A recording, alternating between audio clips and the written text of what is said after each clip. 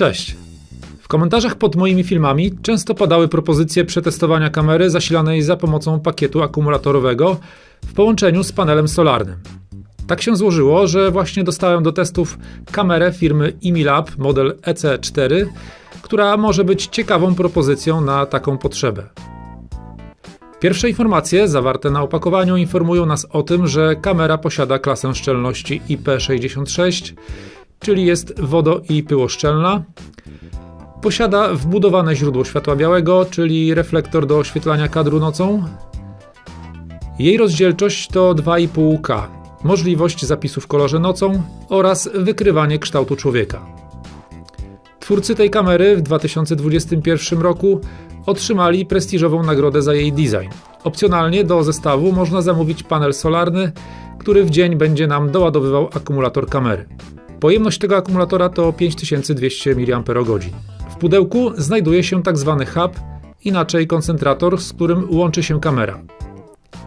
Hub łączymy z naszym routerem i pełni on m.in. funkcję rejestratora, ponieważ posiada gniazdo karty pamięci.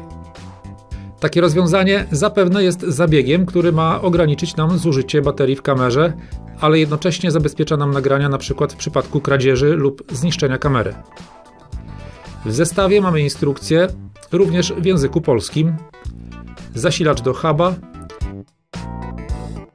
uchwyt montażowy, kabel mikro USB do ładowania kamery, kabel LAN do połączenia huba z routerem i oczywiście bardzo zgrabną i niedużą kamerę Imilab EC4. Na spodzie znajduje się gniazdo mikro USB do ładowania kamery.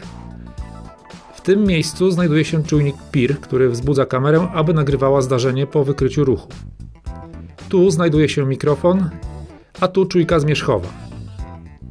U góry mamy źródło światła białego, czyli reflektor doświetlający. Z tyłu znajduje się głośnik. Uchwyt montażowy mocowany jest na gwint. W zależności od powierzchni, na której będziemy ją montować, możemy użyć dwustronnej taśmy lub kołków montażowych. W drugim pudełku mamy opcjonalny panel słoneczny do ładowania kamery w przypadku, gdybyśmy chcieli zamontować ją na zewnątrz. Panel zaopatrzony jest w 2-metrowy kabel. Uchwyt montażowy, który pozwoli ustawić optymalny kąt padania słońca. Spróbujemy teraz wszystko uruchomić. Do koncentratora zainstaluję kartę microSD. Przy rozdzielczości nagrywania 2,5K, czyli 2560 na 1440, raczej wskazane jest użyć szybszej pamięci niż standardowe Class 10. Po pierwszym podłączeniu huba do prądu na obudowie miga pomarańczowa kontrolka, która informuje nas o gotowości do połączenia z aplikacją. Kamera po pierwszym włączeniu również informuje nas o tym samym, ale migającą niebieską diodą. Aplikacja do obsługi kamery to Imilab Home i jest ona również po polsku, a cały proces konfiguracji jest bardzo prosty i czytelny. Popatrzcie.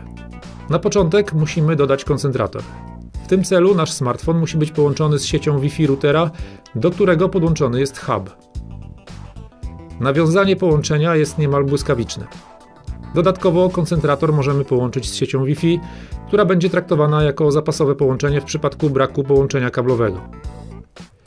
Teraz powiążemy kamerę z aplikacją. Po włączeniu kamery niebieska lampka zaczyna migać i oczekuje na połączenie z hubem. W aplikacji klikamy plus przy pozycji dodanego wcześniej koncentratora i pojawia nam się skaner kodu QR, którym musimy zeskanować kod umieszczony na dole kamery. Obserwując diodę kamery, potwierdzamy odpowiednią opcję.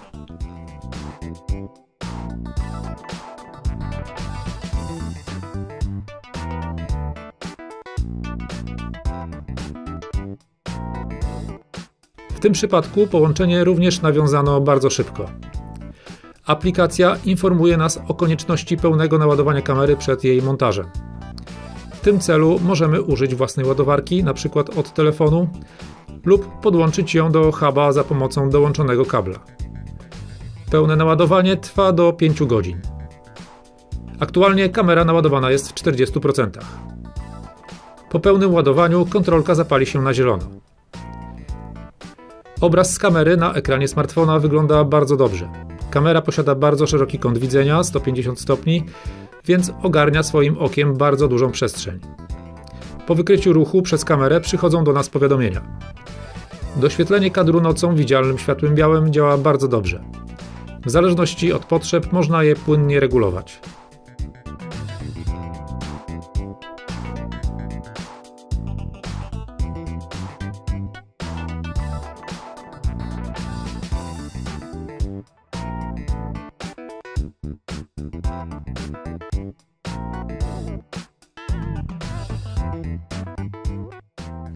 Kamera posiada wbudowany mikrofon i głośnik, więc możemy skomunikować się zdalnie z osobą będącą w pobliżu kamery. Raz, dwa, trzy. Słychać? Jak mnie słychać? Raz, dwa, trzy. Dodatkowo kamera posiada alarm audiowizualny. Można wywołać go ręcznie podczas podglądu na żywo lub ustawić załączanie jego po wykryciu ruchu. Alarm trwa 10 sekund, a brzmi i wygląda to tak.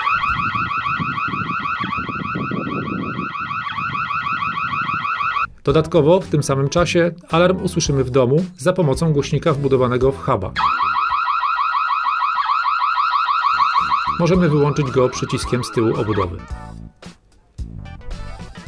Postanowiłem sprawdzić zasięg połączenia pomiędzy koncentratorem a kamerą. Koncentrator umieściłem w domu przy oknie. Tu mamy 15 metrów. Tu już jest 25 metrów. Tu mamy 35 metrów. No widać, że już tak powoli szatkuje, chociaż pokazuje, że sygnał jest dobry. No to idziemy jeszcze dalej. 35 i teraz jeszcze parę kroków. No na 40 metrach pokazuje, że sygnał jest słaby, chociaż jeszcze coś łapie. Do około 35 metrów od huba sygnał był na dobrym poziomie. Od 40 metrów poziom spadł na słaby.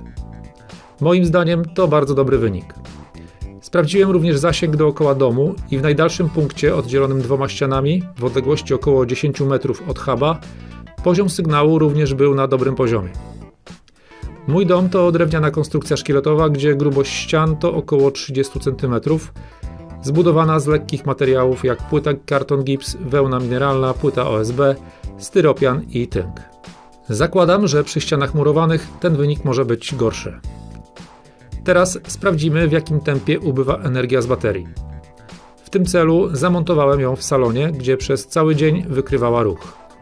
W momencie startu mojego testu bateria miała 98%. Co kilka minut przez 12 godzin kamera cały czas rejestrowała nagrania z wykrytego ruchu. Po tym czasie poziom naładowania spadł o 17%. Przy okazji sprawdziłem, ile danych zapisała przez ten czas i okazało się, że około 1 GB. Przez noc, czyli kolejne 10 godzin, gdzie kamera nie rejestrowała żadnego ruchu, poziom naładowania spadł tylko o 2%. Teraz sprawdzimy, w jakim tempie w słoneczny dzień panel solarny doładuje nam akumulator kamery. W momencie podłączenia panelu akumulator miał poziom naładowania 73%. Po 3 godzinach w słoneczny dzień bateria osiągnęła 99%, więc jak widać działa to znakomicie. Po tym teście kamerę odłączyłem od panelu solarnego i pozostawiłem ją na zewnątrz na około 24 godziny, gdzie w nocy temperatura spadła poniżej zera. W tym czasie kamera była tylko w trybie czuwania i nie wykryła żadnego ruchu. Poziom baterii spadł tylko o 1%, więc wygląda na to, że optymalizacja zużycia energii w tym urządzeniu jest bardzo dobrze przemyślana. W trakcie testu tej kamery zauważyłem 2 drobne mankamenty. Pierwszy to po wejściu w kamerę pojawia nam się menu do przeglądania nagrań ze zdarzeń lub podglądu na żywo. Intuicyjnie szukamy tam zapisanych nagrań. O ile przejście na podgląd na żywo działa normalnie, to na liście nagrań ze zdarzeń nic się nie pojawia, co może wprowadzać w błąd, że nagrania nie istnieją. Zakładam, że to menu zarezerwowane jest dla płatnej usługi zapisu nagrań w chmurze. Natomiast podgląd nagrań zapisywanych na karcie pamięci odbywa się przez menu ustawień w zakładce Wideo z karty SD. Druga niedogodność to taka, że przez aplikację nie jesteśmy w stanie ściągnąć na smartfon zapisanych na karcie nagrań. Ta opcja dostępna jest tylko dla usługi zapisanych nagrań w chmurze. Można jedynie podczas podglądu na żywo zapisać to, co aktualnie podglądamy, lub zrobić fotkę. Z Z ciekawości sprawdziłem, czy karta pamięci włożona do laptopa umożliwi nam ściągnięcie nagrań i okazało się, że tak. Przy okazji sprawdziłem też parametry zapisanych nagrań.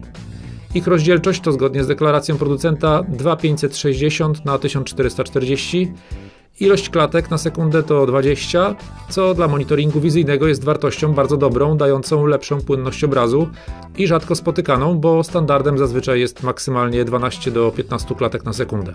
Bitrate to około 1,2 megabita na sekundę. Podsumowując, uważam tę kamerę za bardzo udany i praktyczny produkt. Rozwiązuje problem konieczności doprowadzenia zasilania w miejsca, gdzie jest to niewygodne. Jej kształt i wielkość pozwala na dyskretną obserwację otoczenia. Aktualną cenę na tę kamerę i panel solarny, być może ze specjalnym rabatem dla moich widzów, znajdziecie pod filmem. Do zobaczenia. Cześć. Menu ustawień kamery prezentuje się następująco.